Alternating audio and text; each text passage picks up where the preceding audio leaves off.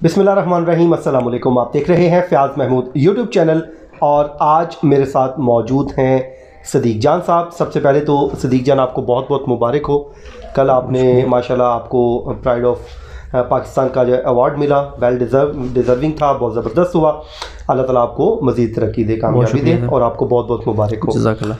अच्छा जी, अब आए जी हम अपने टॉपिक पे आते हैं। आज की जो मेजर डेवलपमेंट तो आपको मालूम हो चुकी है कि पीपल्स पार्टी जो है वो एक बार फिर मुस्लिम लीग नून और पीडीएम के साथ हाथ कर गई और मरीम नवाज़ नाश्ता करवाती रह गई पीडीएम को और पीपल्स पार्टी अपोजिशन लीडर का ओहदा ले उड़ी। उसके बाद सारी सूरत हाल पे मौलाना फजलुर रहमान साहब कहाँ पे खड़े हैं, ये सदीक जान साहब से हम जान लेते हैं। तो सदीक भाई, क्या इस वक्त फजलुर रहमान साहब कहाँ पे खड़े हैं पूरी सूरत हाल में? देखिए, वैसे तो मैंने एक ट्वीट किया था कि अज़राए मज़ा के शाबान क्योंकि शुरू हो चुका है और रमज़ान में से थोड़े दिन रह गए तो मौलाना साहब ने तरावीह की तैयारी शुरू कर दी है। अच्छा, तो लेकिन मसला ये है कि इस वक्त सबसे ज़्यादा आने वाले दिन अगर किसी के लिए खौफनाक हैं तो वो फजलुर रहमान साहब हैं। ज़रा आप फजलुर रहमान साहब की सिचुएशन समझें। एक बात तो यह है कि आपको भी पता है, मुझे भी पता है, तमाम लोग जो मौलाना साहब की हिस्ट्री से वाकिफ़ हैं या जिन्होंने थोड़ी सी भी जर्नलिज़म देखी है, ये कर रहे हैं या थोड़े से हालात को जानते हैं, सबसे ख़तरनाक खेल अगर किसी ने खेला तो वो पहले नंबर फजलुर रहमान साहब थे। क्योंकि आज तक वो इस्टेब्लिशमेंट की मदद से आते रहे, उन्हीं के इशारों पर चलते रहे, उन्हीं के साथ उनके तल्लुकात ठीक रहे। और सबसे बड़े जो मौलाना साहब ने हमेशा से इस्टेब्लिशमेंट से तल्लुकात को कैश किया जिस वजह से वो ये थी, और वो बात वैलिड थी, वो बात गलत नहीं है। वो ये है कि जब तालिबान का अरूज था, जब दहशतगर्दी हो रही थी, जब खुदकुश हमले हो रहे थे, तो इसमें कोई शक नहीं है कि मौलाना साहब के मदारिस ठीक है, बाकी उनका कुछ चीज़ों में मुतशद्दिद व्यू होगा मसालिक के हवाले से, वो एक अलग चीज़ें, लेकिन उनके मदारिस से खुदकुश हमलों को उस तरह से प्रमोट नहीं किया जा रहा था, उस तरह से सपोर्ट नहीं किया जा रहा था। हाँ, एक नरम गोशा था तालिबान के लिए, हाँ, हालांकि उन पे अटैक भी होते रहे, हाँ, नरम गोशा था, लेकिन उसकी सपोर्ट नहीं थी।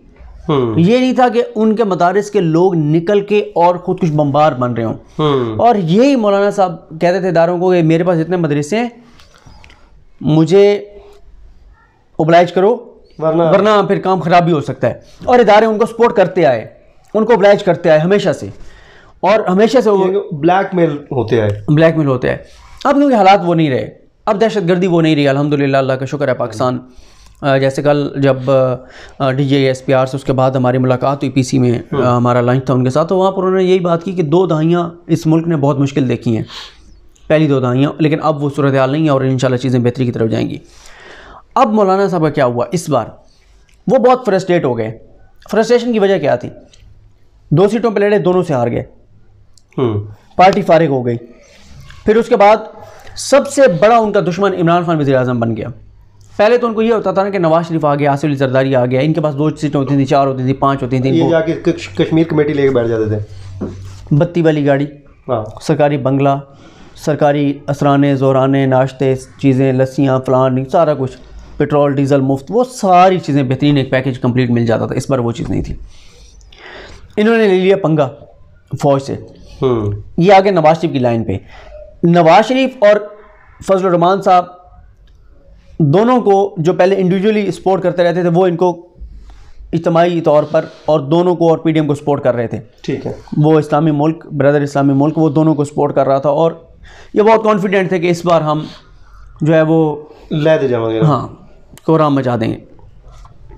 इन्होंने सबसे पहले तो इदारों के साथ बिगाड़ ली और उस नहज तक चले गए जहाँ से वापसी मुमकिन नहीं है। अब कोई माफ़ी तलाफ़ी नहीं है। मतलब वो अक्सर कहते हैं ना कि यार तल्लुक अगर आपने किसी को छोड़ना भी है तो इस तरह से छोड़ें कि कल को आप मुंह मत्थे लग सकें, कहीं पे आप आमने सामने आए तो आप कम से कम एक दूसरे का आमने सामने तो कर सकें। फजलुर रहमान साहब ने इतने आगे चले गए कि अब ये इदारों के आमने सामने आने के भी काबिल नहीं है और इदारों के ऊपर बड़ा दबाव है कि कैसे इदारे दोबारा इनको माफ़ी तलाफ़ी करेंगे और इनको मुँह लगाएंगे या इनको सीने से लगाएंगे या साथ बिठाएंगे या रिलीफ देंगे, जिन्होंने इतना कुछ किया कि नीचे से बड़ा दबाव है इदारों के ऊपर, फ़ौज के अंदर से। दूसरा इनका ये हुआ कि इन्होंने पीडीएम के स्टेक्स इतने हाई कर दिए थे कि पॉलिटिकली भी ये ایکسپوز بھی ہو گئے, پھنس بھی گئے, بہت بری حالت ہو گئی. ٹھیک ہے. تیسرا جو مسئلہ ہے, چوتھے پہ میں آتا ہوں, وہ سب سے خطرناک ہے ان کے لیے. تیسرا یہ کہ پارٹی کے اندر ان کے ٹوٹ پھوٹ ہو گئی.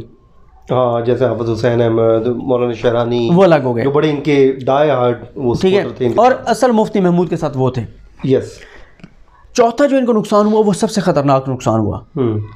پہلے فیاض محمود صاحب مولانا صاحب پر تنقید کرتے تھے تو مولانا صاحب کہتے تھے اس کی نہ مونچھیں نہ داڑھی ہے, یہ تو ہے ہی دین سے خارج, دری ہے. ٹھیک ہے. یہ ٹی وی پہ جو بات کرتے ہیں یہ تو یہودی ہیں سارے. عمران خان بات کرتا ہے یہ یہودیوں کے ایجنٹ ہے, قادیانیوں کا حامی ہے. ٹھیک ہے.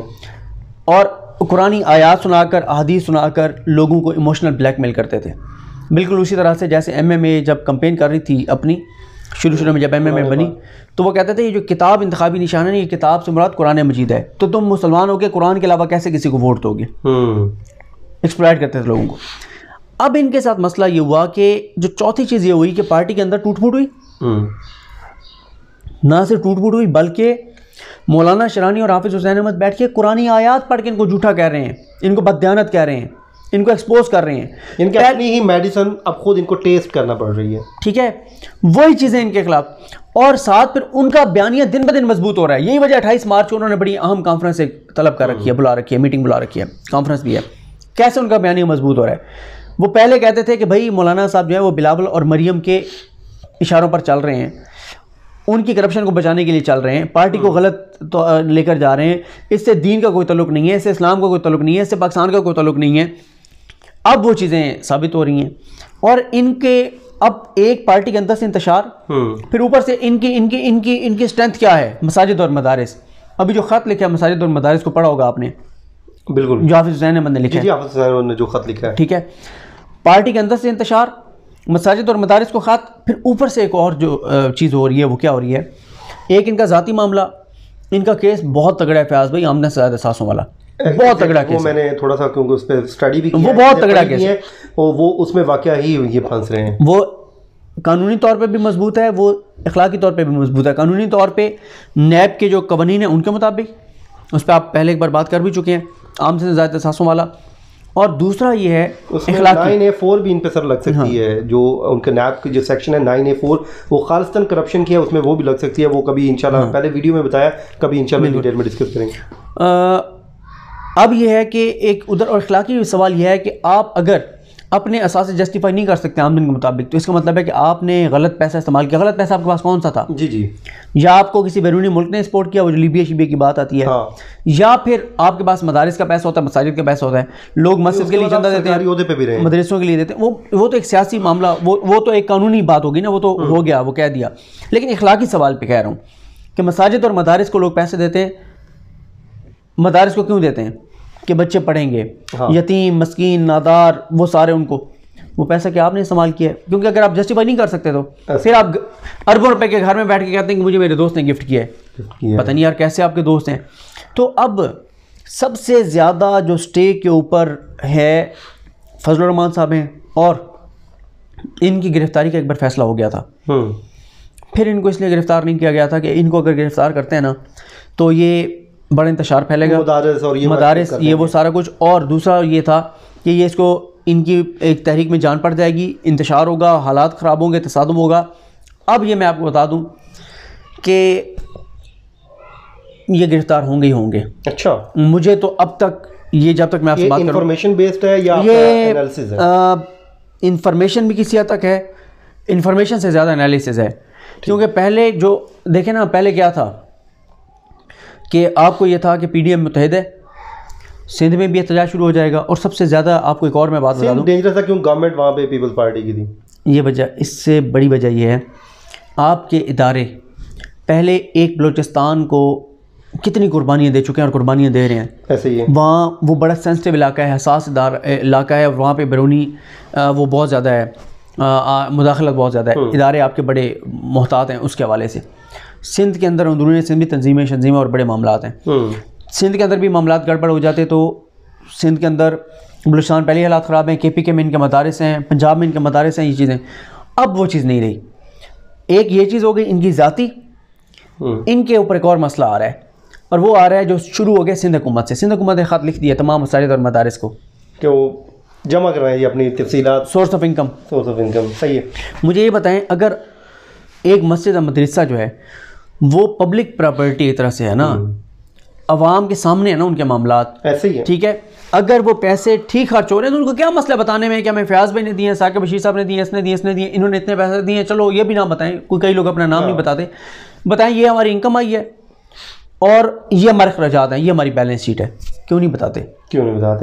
تو یہ فیاض بھائی جو سب سے آنے والے دن کڑے ہیں وہ فضل الرحمان صاحب. شارٹلی اینڈ پہ مجھے یہ بتائیں کہ آج جو اپوزیشن لیڈر بن گیا پیپلز پارٹی کا, اس کے بعد مسلم لیگ نون اور پیپلز پارٹی کے مستقبل آپ دونوں کا آپس میں کیا دیکھ رہے ہیں؟